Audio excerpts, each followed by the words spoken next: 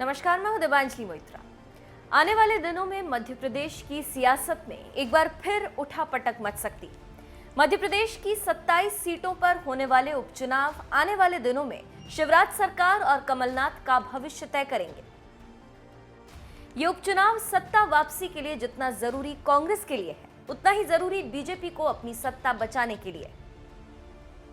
हालांकि मध्य प्रदेश में दोबारा सरकार बनाने के लिए कांग्रेस को सभी 27 सीटों को जीतना होगा, जबकि अपनी सरकार बचाए रखने के लिए शिवराज सिंह को कम से कम 9 सीट जीतनी होगी। यही वजह है कि इस उपचुनाव के लिए कांग्रेस और बीजेपी खूब मेहनत कर रही।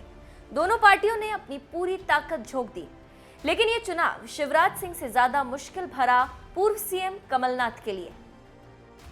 इसकी दो वजह है। एक तो ये कि उन्हें सत्ता वापसी के लिए 27 सीटें जीतनी होगी। दूसरा ये कि इस बार ज्योतिरादित्य सिंधिया उनके साथ नहीं बल्कि खिलाफ है। अब समझते हैं कि आखिर इस उपचुनाव के बाद मध्य प्रदेश का सियासी गणित कैसे बदल सकता है। मध्य प्रदेश विधानसभा में कुल 230 सीटें, जिनमें से 27 सीटें खाली। इस वक्त 203 सीटों वाली विधानसभा में सीएम शिवराज के पास 107 विधायक हैं, जो बहुमत के आंकड़े से 5 ज्यादा है, जबकि कांग्रेस के पास 89 विधायक हैं। 27 सीटों पर उपचुनाव के साथ विधानसभा में बहुमत का आंकड़ा 116 विधायक का हो जाएगा।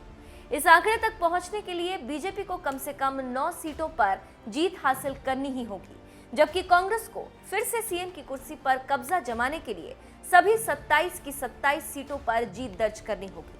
अगर बीजेपी इस उपचुनाव में 9 सीटें नहीं जीत पाती तो उसे समाजवादी पार्टी, बीएसपी या फिर निर्दलीय का समर्थन लेना होगा।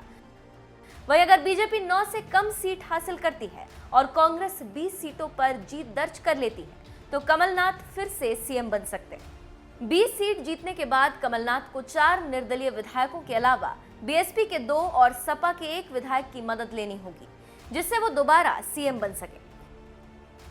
लेकिन यहाँ कमलनाथ की राह में रोड़ा राजस्थान के वो 6 विधायक बन सकते हैं जिन्होंने बीएसपी से नाता तोड़कर कांग्रेस का हाथ थाम लिया। राजस्थान की घटना के बाद ये मुश्किल ही लगता है कि बीएसपी कमलनाथ को समर्थन दे। मध्य प्रदेश का असली सियासी गणित क्या होगा, ये तो चुनाव और उसके नतीजों के बाद ही पता चलेगा। बता दें कि इसी साल मार्च में ज्योतिरादित्य सिंधिया के साथ 22 विधायकों ने कांग्रेस का साथ छोड़ दिया था, जिस वजह से कमलनाथ सरकार गिर गई थी। ये विधायक बाद में बीजेपी में शामिल हो गए। इसके बाद 3 और सदस्य इस्तीफा देकर बीजेपी में शामिल हो गए, जबकि 2 सीट विधायकों के निधन के कारण खाली।